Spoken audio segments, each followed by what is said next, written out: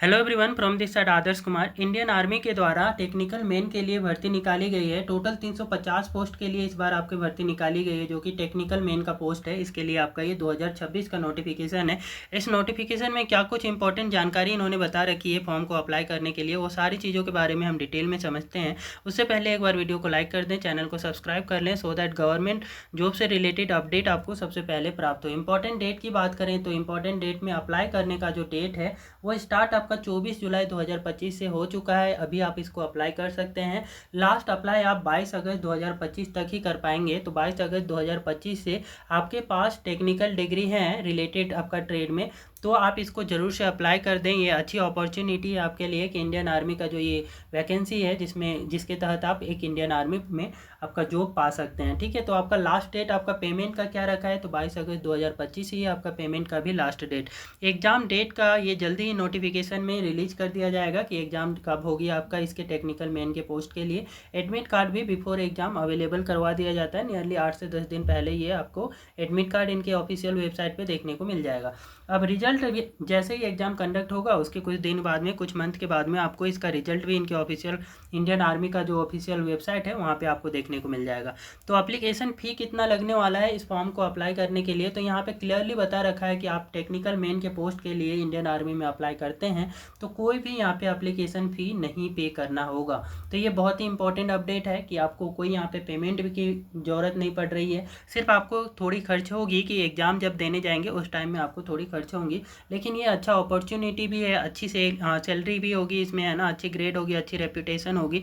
तो ये आपके लिए बहुत ही अच्छा अपॉर्चुनिटी है। इस अपॉर्चुनिटी को आपको गंवाना नहीं चाहिए। ठीक है, एज लिमिट की बात करें तो एज लिमिट कौन से डेट के आधार पर रखा जा रहा है, तो 1 अप्रैल 2026 के आधार पर आपका यहाँ पे एज लिमिट जो है मिनिमम 20 वर्ष होना चाहिए। ठीक है, कम से कम आप 20 वर्ष के हैं 1 अप्रैल 2026 के आधार पर, और मैक्सिमम 27 वर्ष के हैं तो आप इस पोस्ट के लिए अप्लाई करने के लिए एलिजिबल होंगे। और ये जो है कि डेट ऑफ बर्थ कब से कब के बीच का होना चाहिए, तो क्लियरली लिख रखा है यहाँ पे नोटिफिकेशन में कि candidate must be born between 1 April 1999 से लेकर के 31 मार्च 2006 कि 1 अप्रैल 1999 के बाद का जन्म होना चाहिए से लेकर के 31 अप्रैल 2006 के पहले का जन्म होना चाहिए। इसके बीच में आपका जन्म हुआ है तो आप इस फॉर्म को भरने के लिए एलिजिबल होंगे।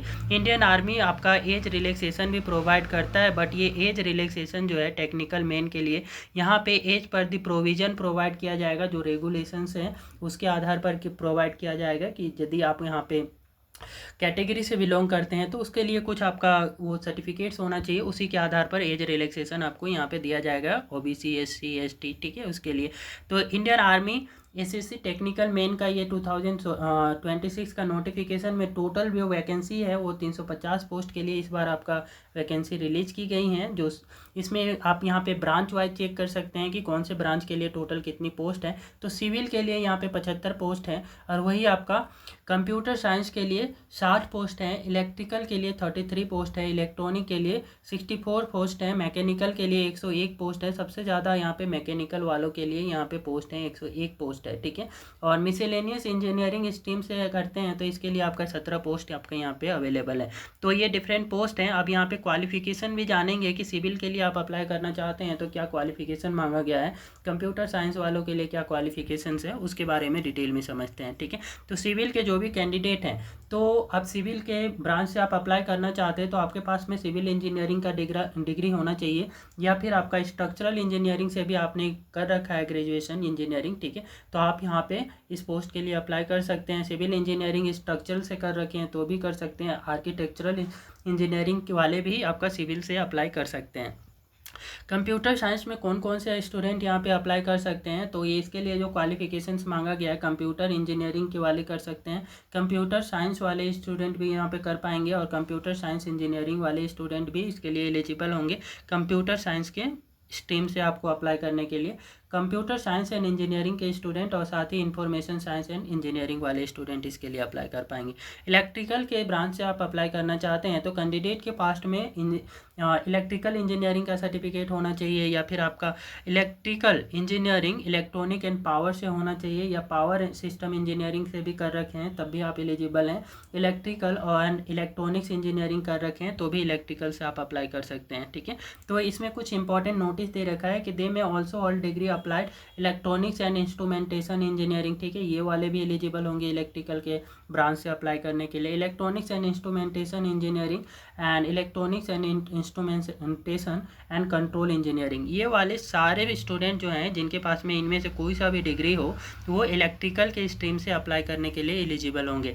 इलेक्ट्रॉनिक्स की बात करें तो इलेक्ट्रॉनिक्स में कौन से कैंडिडेट यहाँ पे अप्लाई करने के लिए एलिजिबल होंगे, तो क्लियरली है कि आपका इलेक्ट्रॉनिक्स एंड टेलीकम्युनिकेशन वाले इंजीनियरिंग से कर सकें, ठीक है। इलेक्ट्रॉनिक्स एंड टेलीकम्युनिकेशन इंजीनियरिंग है आपका तो कर सकते हैं, या टेलीकम्युनिकेशन इंजीनियरिंग सिर्फ है तो भी कर सकते हैं इलेक्ट्रॉनिक स्ट्रीम से। और इलेक्ट्रॉनिक्स कम्युनिकेशन इंजीनियरिंग है, और electronics and electrical communication engineering degree satellite communication है, या फिर माइक्रो इलेक्ट्रॉनिक्स से है, या फिर माइक्रोवेव इंजीनियरिंग से है, या फिर ऑप्टो इलेक्ट्रॉनिक्स और optics and opto electronics engineering कर रखे हैं तो भी आपका ये सारी डिग्रीज एक्सेप्टेबल है। क्लियरली ये नोटिफिकेशन में इलेक्ट्रॉनिक्स स्ट्रीम के लिए ये सारे डिग्रीज हैं। तो आप यहाँ पे देख सकते हैं कि आप कौन से स्ट्रीम से आपने कर रखा है, तो कौन से स्ट्रीम से है तो उसके आधार पे आपको कौन से स्ट्रीम के जो फॉर्म है उसमें आपको फिलअप करना है, ठीक है।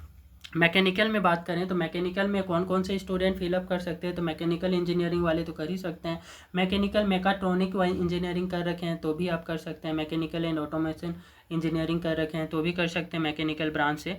और इंडस्ट्रियल इंजीनियरिंग वाले भी आपका इंडस्ट्रियल इंजीनियरिंग को भी एलिजिबल किया गया है मैकेनिकल के लिए।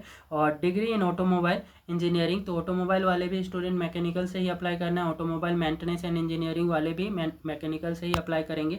इंडस्ट्रियल इंजीनियरिंग वाले एंड मैनेजमेंट वाले जो हैं वो भी आपका मैकेनिकल से ही अप्लाई करना है। इंडस्ट्रियल प्रोडक्शन इंजीनियरिंग और एरोनॉटिक इंजीनियरिंग, ये सारे के सारे जो हैं कि वर्कशॉप टेक्नोलॉजी, ये सारे एक्सेप्टेबल हैं आपके मैकेनिकल वाले से, ठीक है। तो मैकेनिकल ब्रांच के अंतर्गत आपको इसमें अप्लाई करना है यदि इनमें से कोई सा भी डिग्री आपका है तो, ठीक है। अब बात करें कि मिसलेनियस इंजीनियरिंग स्ट्रीम में तो आपका कौन कौन से कैंडिडेट यहाँ पे एलिजिबल होंगे मिसलेनियस इंजीनियरिंग स्ट्रीम वाले जो ब्रांच यहाँ पे सेलेक्ट करने आता है उसमें से। तो यहाँ पे उन स्टूडेंट को सेलेक्ट करना है जिसने आपका plastic technology and remote sensing, plastic technology से कर रखा है डिग्री, या फिर आपका रिमोट सेंसिंग से या बैलिस्टिक मिसाइल्स या बायोमेडिकल इंजीनियरिंग कर रखे हैं, या मेडिकल इलेक्ट्रॉनिक्स हो गया, फूड टेक्नोलॉजी हो गया, एग्रीकल्चरल इंजीनियरिंग हो गया, मेटलर्जिकल इंजीनियरिंग हो गया, मेटलर्जी एंड मटेरियल टेक्नोलॉजी हो गया, मेटलर्जी एंड मटेरियल इंजीनियरिंग हो गया, metallurgical and material science, metallurgy and explosive engineering, laser technology, biotechnology, rubber technology, chemical engineering, transportation engineering, mining, nuclear technology and textile engineering, ये सारे branch वाले जो हैं कि यहाँ पे मिसलेनियस स्ट्रीम के अंतर्गत कर सकते हैं। तो ऑलमोस्ट इसमें जितने भी इंजीनियरिंग में ब्रांचेज होते हैं उनको सबको अपॉर्चुनिटी दी गई है। बस आपको ये डिसाइड करना है कि आपका जो ब्रांच है उसके अंतर्गत कौन से स्ट्रीम के अंतर्गत में यहाँ पे अप्लाई करनी है, ठीक है। तो मैकेनिकल वाले तो यहाँ पे डायरेक्टली आपके मैकेनिकल से ही अप्लाई करेंगे, लेकिन ऑटोमेशन वाले जो हैं ऑटोमेशन इंजीनियरिंग हो गया, ऑटोमोबाइल इंजीनियरिंग हो गया, ठीक है, तो वो भी आपका मैकेनिकल के अंतर्गत ही आएगा। तो इस तरीके से आपको अपना पहले स्ट्रीम डिसाइड करना है, उसके बेसिस पे ही आपको यहाँ पे अप्लाई करना है, ठीक है। ये वीडियो आपको अच्छी लगी है तो कृपया वीडियो को लाइक करें, शेयर करें, चैनल को सब्सक्राइब कर लें सो दैट इस टाइप की गवर्नमेंट जॉब से रिलेटेड अपडेट आपको सबसे पहले प्राप्त हो।